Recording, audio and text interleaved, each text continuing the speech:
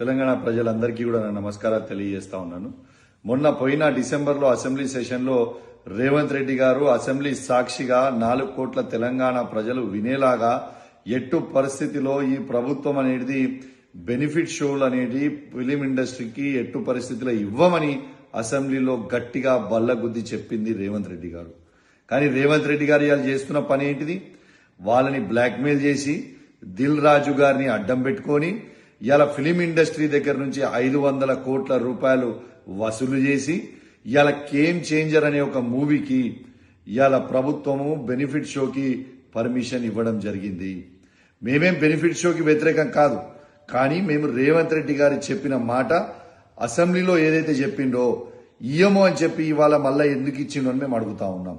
అంటే కేవలం పైసలు తీసుకొని 500 కోట్ల రూపాయలు తీసుకొని ఇవాళ ఇచ్చిండు అనేది యావత్ తెలంగాణ ప్రజలందరూ కూడా గమనించాలని నేను విజ్ఞప్తి చేస్తా ఉన్నాను.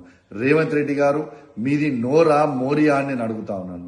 నీకు సిగ్గు శరము లజ్జ మానం లేదా రేవంత్ రెడ్డి గారు అని నేను అడుగుతా ఉన్నాను.